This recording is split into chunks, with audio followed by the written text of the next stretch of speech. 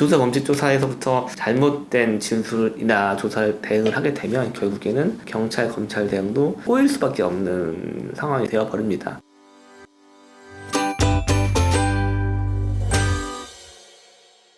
안녕하세요. 18층 변호사 오영철입니다. 저는 18층 변호사 중에서도 조세와 기업 법무를 많이 담당하고 있는데요. 오늘은 제가 많이 담당하고 있는 사건들 중에서 조세 형사 사건에 대해서 말씀드리려고 합니다. 그래서도 오늘 말씀드릴 부분은 조세 형사 사건이 시작되는 전초전이라고 할 수 있는 바로 조세 범칙 조사에 대해서 말씀드릴까 해요. 조세 범칙 조사란 뭐냐? 라고 많이들 물어보시는데요. 일반적으로는 세무조사의 일종입니다. 세무조사를 하다가 조세 범죄, 즉 탈세 혐의를 발견했을 때 조세 범칙 조사를 넘어가게 되는 거죠. 조세 범칙 조사로 넘어가게 되면 기존과는 다르게 상당히 이제 강제적인 방법을 통해서 조사를 할 수도 있고요. 예를 들면 압수수색 영장 같은 거를 법원에 청구해서 받아서 실질적으로 조사를 진행할 수 있게 됩니다. 따라서 세무조사 같은 경우는 일반적으로 행정공무원이 하는 조사라고 한다면 조세 범칙 조사에 들어서는 이제 행정조사가 아니라 사실상 사법 절차에 들어갔다고 보시면 될 것 같습니다. 따라서 조세 범칙 조사로 들어간다고 하면 긴장을 하셔야 돼요. 단순한 이 세금만 좀 많이 맞는 게 아니라 형사적으로 불이익이 따를 수 있다는 부분을 좀 염두에 두시고 준비를 하셔야 됩니다.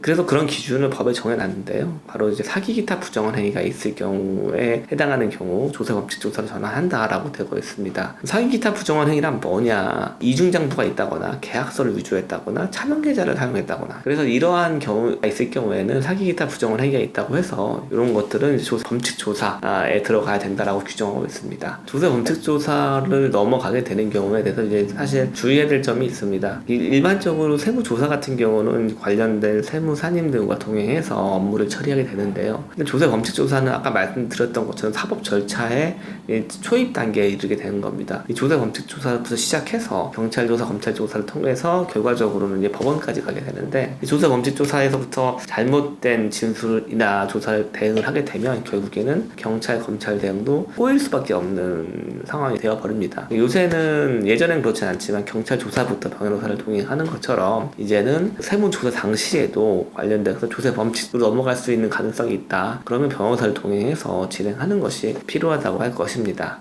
조세 범칙 조사라는 것이 이게 기본적으로 잘 아는 변호사도 좀 적고 잘 아는 세무사도 적습니다. 실질적으로 다 경험해본 변호사들이 많지 않아요. 그래서 이런 부분에 대해서 정통한 변호사를 찾는 것이 쉽지 않을 텐데 그런 부분에 대해서 궁금한 부분이 있으면 저희한테 연락을 주시면 저희가 저희 선에서 해결할 수 있는 것을 해결드리고 아닌 경우에는 다른 세무사님과 코업을 해서 해결할 수 있을 것 같습니다. 혐의로 막을 것을 가로로 막지 않도록 사건 초기부터 잘 대응하는 것이 반드시 필요하고요. 이런 부분에 대해서 충분히 고민하셔서 좋은 대응을 하시기 바랍니다. 네, 지금까지 18층 변호사의 오영철이었고요. 더 궁금하신 부분이 있으면 댓글창에 남겨주시면 저희가 대응해 드리도록 하겠습니다. 감사합니다.